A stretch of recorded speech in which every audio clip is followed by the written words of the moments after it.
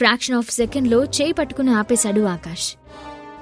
ఐశ్వర్య, మీరెళ్ళి కార్లో కూర్చోండి అని బేస్ వాయిస్తో సీరియస్గా చెప్పిన ఆకాష్ని కొంచెం భయంగా చూస్తూ వెళ్లి కార్లో కూర్చుంది ఐశ్వర్య. ఆ వెంటనే వివేక్ వైపు చూస్తూ, సి మిస్టర్, నేను నా వైఫ్ని ఎలా చూసుకుంటున్నాను అనేది నీకు అనవసరం. ఫస్ట్ నీ వైఫ్ని కంట్రోల్లో పెట్టుకో. ఇంకోసారి ఐశ్వర్య జోలికి వచ్చినా, నా గురించి మాట తూలినా మాటలతో కాదు చేతలతో సమాధానం చెప్పాల్సుంటుంది అని స్ట్రాంగ్గా వార్నింగ్ ఇచ్చాడు ఆకాష్. అంతలో మెరుపు వేగంతో బ్లాక్ కలర్ జాగ్వర్ కార్ ఆగింది. కార్లోంచి నల్ల చొక్కా ధరించిన గోవిందరాజు పిఏని చూసి మీరా, వివేక్ ఆనందపడ్డారు. అతను వాళ్లకోసమే వచ్చాడని భ్రమపడ్డ మీరా, వివేక్లు సంతోషంగా కార్ దగ్గరకు వెళ్లారు. బట్ అతను కార్ దిగి వాళ్ళని దాటి ఆకాష్ దగ్గరకు వెళ్లి కార్ కీస్ని ఆకాష్కిచ్చాడు. ఆకాష్ సార్, ఇది మీకు గోవిందరాజ్ సార్ గిఫ్ట్గా ఇచ్చానని చెప్పమన్నారు. మీకేమైనా డౌట్ ఉంటే తర్వాత కాల్ చేసి మాట్లాడుకోండి, కానీ ఫస్ట్ అయితే ఈ కార్ని మీరు యాక్సెప్ట్ చేయండి సార్ అని వినయంగా చెప్పాడు గోవిందరాజు పిఏ. ఆ మాటలు విని వివేక్, మీరాలు అయోమయంగా చూశారు. విజయవాడలో బిజినెస్ చేస్తున్న వివేక్కి కొన్ని ప్రాజెక్ట్స్ గురించి గోవిందరాజుని కలవడానికి చాలా రోజులు టైం పట్టింది. అలాంటి వ్యక్తి స్వయంగా తన పిఏని పంపించి అంత ఖరీదైన కార్ ఎలా గిఫ్ట్ ఇస్తున్నాడు అని డౌట్తో బుర్ర పగిలేలా ఆలోచించారు. క్యాబ్లో కూర్చున్న ఐశ్వర్య కూడా, ఎవరు వీళ్ళంతా, ఇంత కాస్ట్లీ కార్ ఆకాష్కెందుకిస్తున్నారు అని సందిగ్ధంలో పడిపోయింది. ఆకాష్ ఇక తప్పక కార్ కీస్ తీసుకుని, ఓకే, నేను గోవిందరాజు గారితో మాట్లాడతాను, మీరు వెళ్ళండి అని గోవిందరాజు పిఏతో చెప్పి క్యాబ్ దగ్గరికి వెళ్లి ఐశ్వర్య ఉన్న సైడ్ డోర్ ఓపెన్ చేశాడు. ఆకాష్ ఐశ్వర్యని తీసుకుని జాగ్వర్ కార్ ఎక్కుతుంటే వివేక్ చూస్తూనే ఉన్నాడు. వివేక్కి ఏం అర్థం కాక, అంత కాస్ట్లీ కార్ కొనేంత స్తోమత వాడికెక్కడిది అని అయోమయంలో పడ్డాడు. కాని అతనికి ఒక విషయం మాత్రమే స్పష్టంగా అర్థమైంది. దీని వెనకాల ఏదో సీక్రెట్ ఉంది అని మెడమీద వేళ్లతో రుద్దుకుంటూ అన్నాడు. ఎక్కువ ఆలోచించకు వివేక్, వాడు దాన్ని ఎక్కడ్నుంచైనా రెంట్కి తీసుకునుంటాడు అని అసహనంగా అంది మీరా. వాడిప్పుడు ఎంప్లాయ్ కాదు, ఆ చంద్రకాంత్ ఆస్తులన్నిటికీ వారసుడు.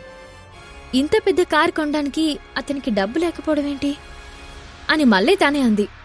వెంటనే వివేక్, అది ఖరీదైన జాగ్వర్ కొత్త మోడల్ కార్. ప్రపంచంలో ఈ మోడల్ కార్స్ 5 మాత్రమే రిలీజ్ అయ్యాయి అనుకుంటూ తన కారెక్కాడు. మీరా ఆవేశంగా అక్కడే నిలబడుంది. అప్పుడు వివేక్, నీకు బొట్టు పెట్టి చెప్పాలా, కారెక్కు అని అరిచాడు. దాంతో మీరా చప్పున కారెక్కి కూర్చుంది. మీరా, ఇప్పట్నుండి నువ్వు ఐశ్వర్యకి ఎంత దూరంగా ఉంటే అంత మంచిది అని సీరియస్గా చెప్పాడు.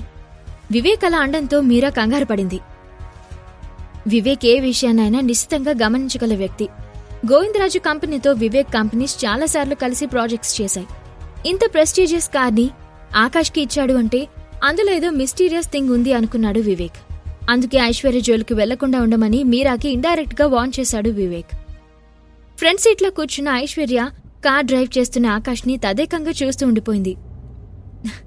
ఎందుకలా చూస్తున్నావు అని అల్లరిగా అడిగాడు ఆకాష్.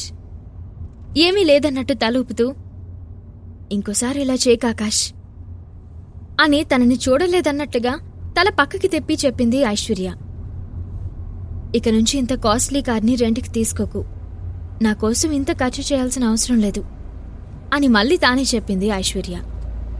డోంట్ వరీ ఐశ్వర్య, నీకు నచ్చలేదు అంటే నాకు కూడా నచ్చదు, ఓకేనా? నేనికపై ఇలాంటివి చేయను అన్నాడు ఆకాష్. ఆకాష్ ఎప్పట్లానే తన కిల్లింగ్ స్మైల్తో బదులు ఇవ్వడంతో ఐశ్వర్య కోపం, మనసు ఇట్టే కరిగిపోయాయి. అతనికి వశమై ముసిముసిగా నవ్వుకుంటూ, నవ్వుతోనే మాయ చేస్తావు అని తల దించేసుకుంది. ఐశ్వర్య తనని పొగడ్డంతో అతని ఛాతీ ఒక్కసారిగా పొంగిపోయింది. డ్రైవింగ్ చేస్తున్న ఆకాష్కి గాల్లో తేలినట్టు అనిపించింది. ఇద్దరి మధ్యలో దూరం కొంచెం కొంచెంగా కరిగిపోతుంది. ఐశ్వర్య వాలు కన్నుల్లో ఏదో మాయ అతన్ని కుదురుగా ఉండనీయట్లేదు. మనసు ట్రాక్ తప్పితే కష్టమని ఎఫ్ఎం ఆన్ చేశాడు ఆకాష్. ఏ చిలిపి కళ్ళలోన కలవో అని ఘర్షణ సినిమాలోని పాట ప్లే అయింది. థ్యాంక్స్ అన్నట్లుగా చూసింది ఐశ్వర్య. ఏంటన్నట్టు కళ్ళు ఎగిరేశాడు ఆకాష్. ఇది నా ఫేవరెట్ సాంగ్ అని గులాబీ రంగు పెదాలు కదిలిస్తూ చెప్పింది. నాక్కూడా అని నవ్వుతూ చెప్పి వాల్యూమ్తో పాటు కార్ స్పీడ్ని పెంచాడు. వానలో రొమాంటిక్ వెదర్లో రయ్యమంటూ దూసుకెళ్లింది కార్.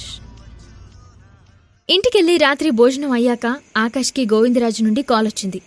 ఆకాష్ ఎవరనేది చూడకుండా టెర్రస్ పైకి వెళ్లి కాల్ అటెండ్ చేసి మాట్లాడడం మొదలుపెట్టాడు. హలో సార్, మార్నింగ్ మ్యాన్షన్ ఉన్న ప్రాంతాన్ని డెవలప్ చేస్తానని చెప్పారు కదా సార్, మీకు ఐడియా చెప్పనా? వినయంగా అడిగాడు గోవిందరాజు. షూర్ గోవిందరాజు గారు, పెట్టుబడి మాదైనా రూలింగ్ కూడా మాదే ఉండాలి అని నేను అనుకోవడం లేదు. ఐడియా బాగుంటే అది ఎవరు చెప్పిందైనా సరే ఇంప్లిమెంట్ చేద్దాం అని ఖచ్చితంగా చెప్పాడు Akash. Akash mansion area develop చేయడానికి హెల్ప్ చేస్తానని చెప్పడంతో గోవిందరాజు తన ప్లాన్ చెప్పడం స్టార్ట్ చేశాడు. ఆ ఏరియాలో 100 acres అబౌవ్ ల్యాండ్ మన అండర్లో ఉంది. మిగిలిందంతా గవర్నమెంట్ ప్రాపర్టీ సార్. సో నా ఐడియా ఏంటి అంటే, గవర్నమెంట్ ల్యాండ్ని మొత్తం మినీ ఫారెస్ట్గా మార్చేసి మన 50 acresలో ఒక రిసార్ట్ స్టార్ట్ చేస్తే బాగుంటుంది. అది సార్ నా ఒపీనియన్ అని అదే వినయం కంటిన్యూ చేస్తూ చెప్పాడు గోవిందరాజు. ఆకాష్ గోవిందరాజు ప్లాన్ని విని చాలా ఇంప్రెస్ అయ్యాడు. మీ ఐడియా చాలా బాగుంది గోవిందరాజు, బట్ ఇన్వెస్ట్మెంట్లో 20% మీది, 80% మాది, అంటే మిత్ర గ్రూప్స్ది. అండ్ లాభాల్లో కూడా 20% షేర్ ఉంటుంది మీకు అని చెప్పాడు. ఆ మాటకి గోవిందరాజు చాలా సంతోషించాడు. అతను అసలు ఎక్స్పెక్ట్ చేయలేదు ఆకాష్ ఇలా షేర్ చేస్తాడని. Thank you sir, thank you so much అని సంతోషంగా కాల్ కట్ చేశాడు. కాని అప్పుడే ఆకాష్ అని వినిపించిన చంద్రకాంత్ గంభీరమైన వాయిస్కి భయపడుతూనే తిరిగాడు ఆకాష్. చంద్రకాంత్ తాను మాట్లాడేది ఏమైనా విన్నాడేమో అని టెన్షన్తో ఆకాష్కి భయం పట్టుకుంది. ఫోన్ మాట్లాడుతూ అలాగే బిగుసుకుపోయాడు. ఈ ప్రశ్నలకు సమాధానాలు తెలుసుకోవాలంటే నెక్స్ట్ ఎపిసోడ్ వినాల్సిందే. క్రింద ఇచ్చిన లింక్ ని క్లిక్ చేసి పాకెట్ ఎఫ్ఎం యాప్ ని ఇన్స్టాల్ చేసుకోండి. Stay tune to pocket FM.